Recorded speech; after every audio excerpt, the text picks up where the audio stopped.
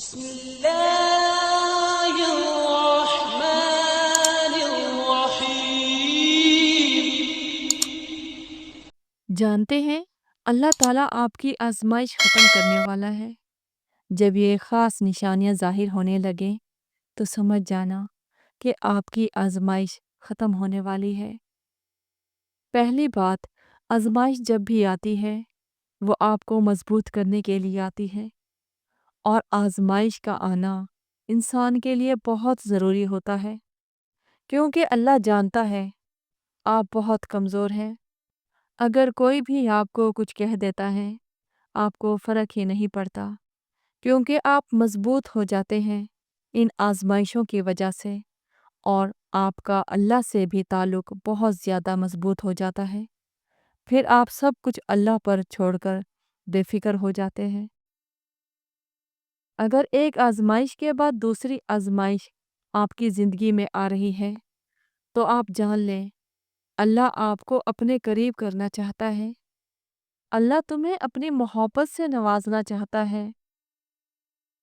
اس کا یہ ہرگز مطلب نہیں کہ اللہ آپ سے ناراض ہے اور آپ کو سزا دے رہا ہے، بلکہ اللہ نے تو آپ کو اپنی محبت کے لیے چن لیا ہے۔ بلکہ آپ یہ سوچیں، اصل میں یہ آزمائش اللہ سے جڑ جانے کا ذریعہ ہے۔ یاد رکھیے، دلوں کے راز اللہ ہی بہتر جانتا ہے، اور تقدیر لکھنے والا بھی اللہ ہی ہے۔ کیوں اللہ کے فیصلوں پر راضی نہیں ہو؟ اللہ ہی بہتر جانتا ہے تمہارے لیے کیا بہتر ہے۔ وسوسوں میں تو شیطان آپ کو مبتلا کرتا ہے۔ ویسے تو ہم کہتے ہیں اللہ ہم سے 70 ماؤں سے بڑھ کر پیار کرتا ہے، اور پھر یہ بھی گلہ کرتے ہیں اللہ ہمیں آزمائش کیوں دیتا ہے۔ یہ بھی زبان سے کہتے ہیں کہ اللہ کو بہتر پتہ ہے کہ ہمیں کس چیز کی ضرورت ہے، پھر انتظار کیوں کرواتا ہے، کیوں ہمیں بن مانگے نہیں عطا کرتا۔ ایک بات سوچئے، اگر یہ معمولی سی آزمائش نہ آتی تو اللہ سے کیسے جڑ پاتے؟ اگر اللہ نے دعا کا ذریعہ نہ بنایا ہوتا تو ہم اللہ سے کیسے بات کرتے؟ اور جنہیں چن لیتا ہے وہ اللہ کے انتخاب پر راضی ہو جاتے ہیں۔ پھر ہم ہر اس سانس پر یقین رکھتے ہیں جو اللہ نے ہمیں خود تک لے جانے کے لیے دی ہے۔ پھر ہم خود کو معاف کرنا سیکھ جاتے ہیں۔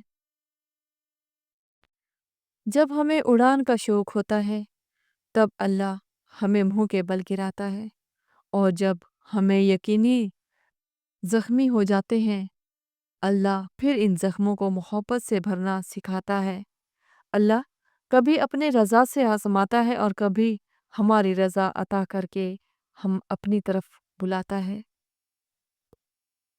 اللہ ہم سب کو مختلف ذریعوں سے پرکھتا ہے، پھر آہستہ آہستہ ہمیں اپنی طرف کھینچتا ہے، پروں کو نئی پرواز سکھاتا ہے، پھر ایسی اڑان سے نوازتا ہے کہ سارا زمانہ دیکھتا رہ جاتا ہے۔ اللہ کے جواب میں بھی حکمت ہے، اور خاموشی میں بھی حکمت ہے۔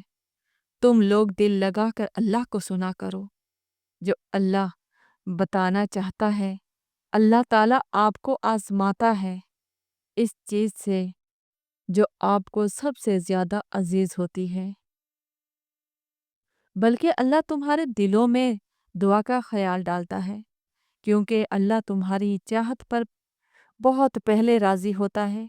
آزمائش تو بس ایک بہانہ ہوتی ہے، بس آپ کے ہاتھوں کا دعا میں اٹھنے کی دیر ہوتی ہے اور نصیب موڑ دیا جاتا ہے۔